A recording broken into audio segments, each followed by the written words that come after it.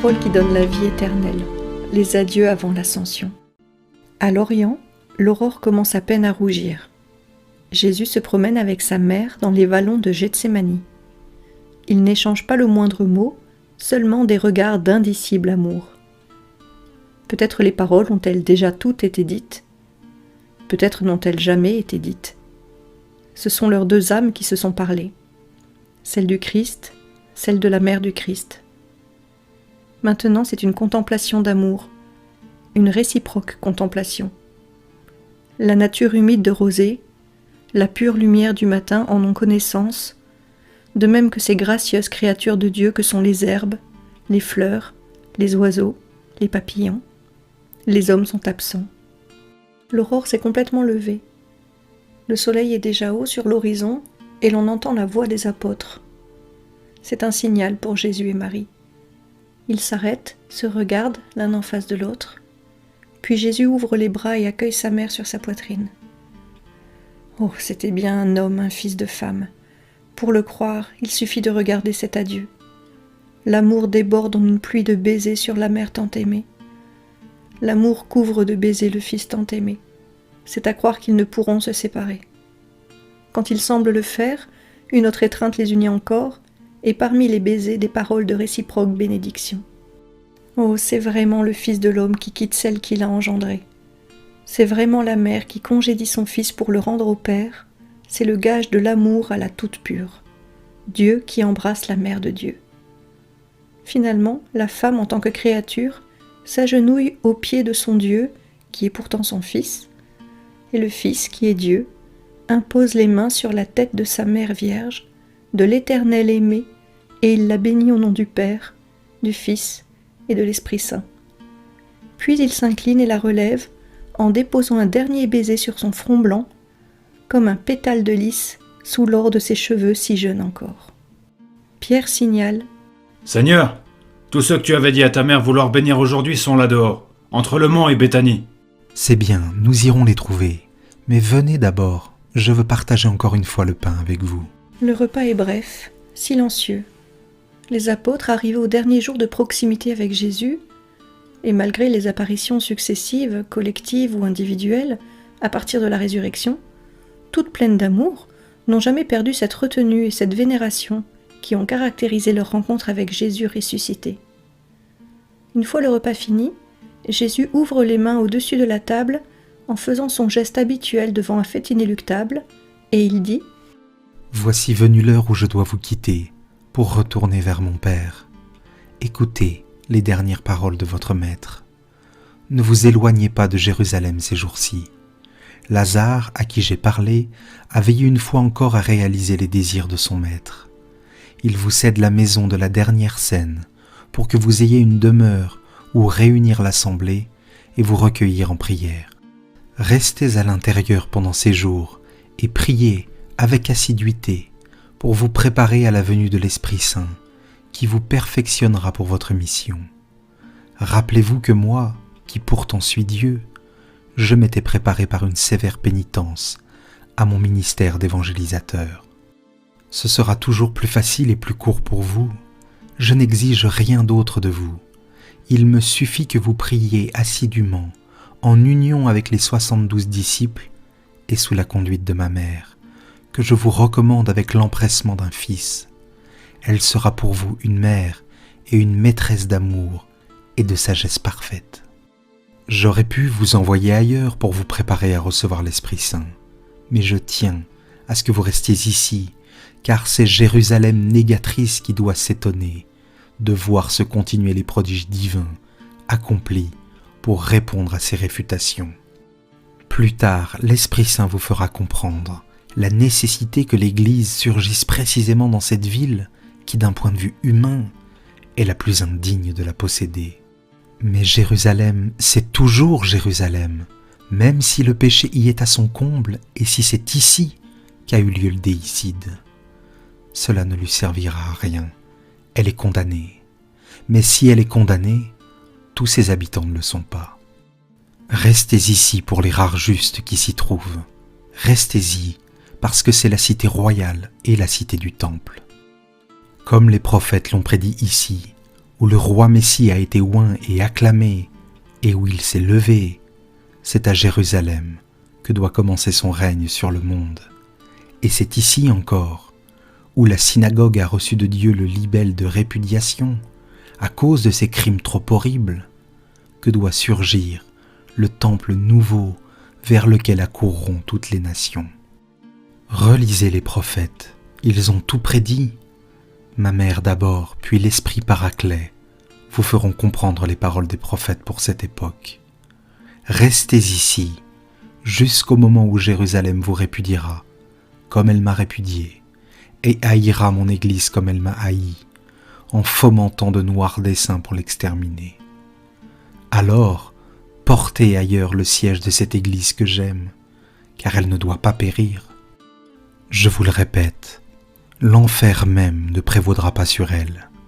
Mais si Dieu vous assure de sa protection, ne tentez pas le ciel en exigeant tout du ciel. Allez en Éphraïm comme votre maître y est allé, parce que ce n'était pas l'heure pour lui d'être pris par ses ennemis. Sous ce nom d'Éphraïm, j'entends une terre d'idoles et de païens, mais ce ne sera pas Éphraïm de Palestine que vous devez choisir comme siège de mon Église. Rappelez-vous combien de fois je vous ai parlé de cela, à vous tous ou à l'un de vous en particulier, et je vous ai prédit qu'il vous faudrait fouler les routes de la terre pour arriver à son cœur et fixer là mon Église. C'est du cœur de l'homme que le sang se diffuse dans tous les membres. C'est du cœur du monde que le christianisme doit se propager sur toute la terre. Pour l'heure, mon Église est semblable à une créature déjà conçue, mais qui se forme encore dans la matrice. Jérusalem est cette matrice.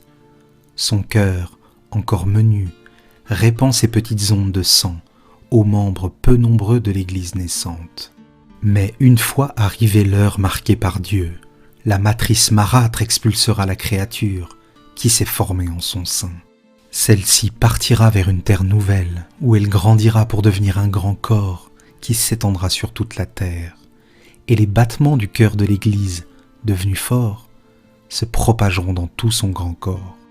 Le cœur de l'Église, affranchi de tout lien avec le temple, éternel et victorieuse sur les ruines du temple détruit, battra au cœur du monde, pour dire aux Juifs comme aux païens que Dieu seul triomphe et veut ce qu'il veut, et que ni la haine des hommes, ni les troupes d'idoles n'arrêtent sa volonté. Mais cela viendra par la suite, et en ce temps-là, vous saurez quoi faire. L'Esprit de Dieu vous conduira, ne craignez pas.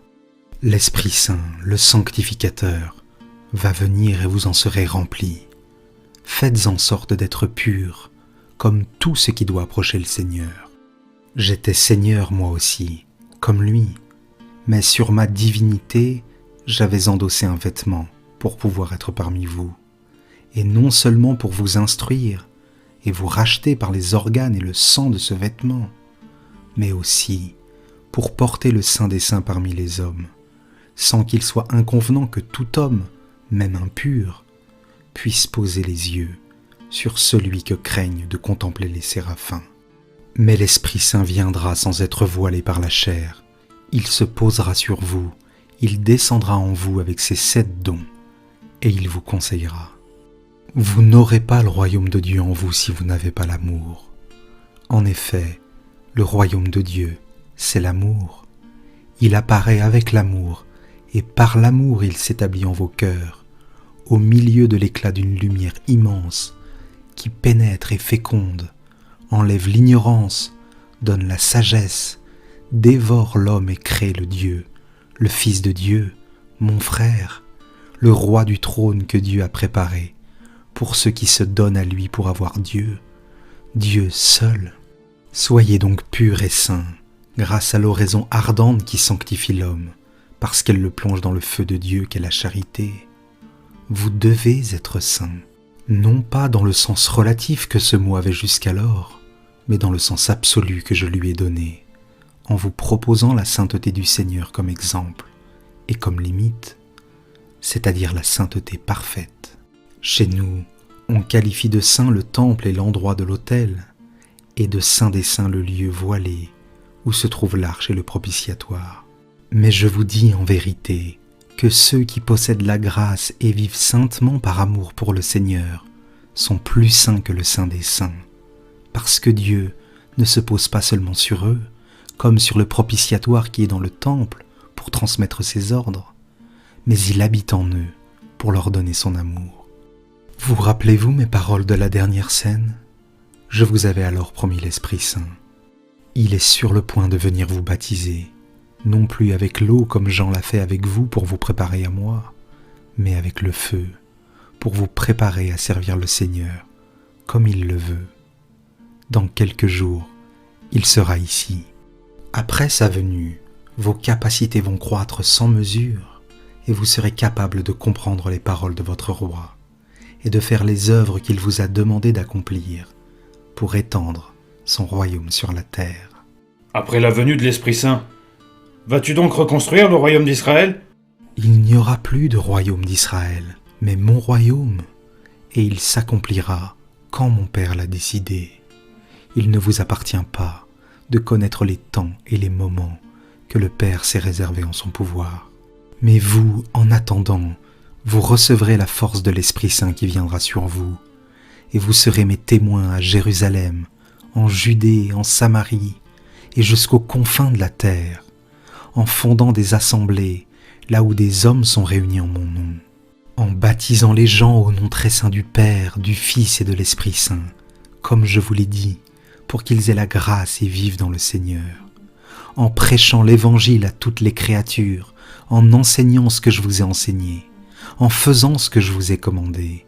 Et moi, je serai avec vous tous les jours jusqu'à la fin du monde. Et je veux encore ceci, ce sera Jacques, mon frère, qui présidera l'Assemblée de Jérusalem.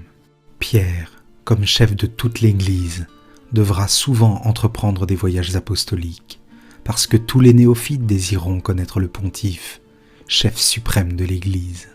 Mais l'ascendant de mon frère sur les fidèles de cette première Église sera grand. Les hommes sont toujours des hommes, et ils voient en hommes. Il leur semblera que Jacques prend ma suite, uniquement parce qu'il est mon frère. En vérité, je vous dis qu'il est plus grand et semblable au Christ par sa sagesse que par sa parenté. Mais c'est ainsi, les hommes qui ne me cherchaient pas pendant que j'étais parmi eux, me chercheront maintenant en mon parent. Que rien ne vous trouble, Dieu est avec vous, vous pouvez faire ce que je veux de vous. Je ne vous imposerai rien que vous ne puissiez accomplir, car je ne veux pas votre perte, mais votre gloire. Je vais préparer votre place à côté de mon trône. Soyez unis à moi et au Père dans l'amour. Pardonnez au monde qui vous hait. Appelez fils et frères ceux qui viennent à vous ou sont déjà avec vous par amour pour moi. Soyez dans la paix, avec la certitude que je suis toujours prêt à vous aider à porter votre croix. Je serai avec vous dans les fatigues de votre ministère et à l'heure des persécutions. Vous ne périrez pas, vous ne succomberez pas, même si ceux qui voient avec les yeux du monde en auront l'impression. Vous serez accablés, affligés, lassés, torturés, mais ma joie sera en vous, car je vous aiderai en tout. En vérité, je vous dis que lorsque vous aurez pour ami l'amour, vous comprendrez que tout ce que l'on subit et vit par amour pour moi devient léger, même la lourde torture du monde. Car pour celui qui revêt d'amour chaque acte volontaire ou imposé, le joug de la vie et du monde se change en un joug proposé par Dieu, par moi. Et je vous le répète, la charge que je vous impose est toujours proportionnée à vos forces, et mon joug est léger, car je vous aide à le porter. Vous le savez, le monde ne sait pas aimer, mais vous, dorénavant, aimez le monde d'un amour surnaturel pour le lui apprendre. Et s'ils vous disent en vous voyant persécuté, est-ce ainsi que Dieu vous aime, en vous faisant souffrir, en étant la cause de votre douleur? Ce n'est pas la peine d'appartenir à Dieu. Répondez, la douleur ne vient pas de Dieu, mais Dieu la permet.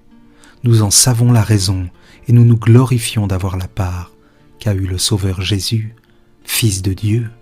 Répondez, nous nous glorifions d'être crucifiés et de continuer la passion de notre Jésus.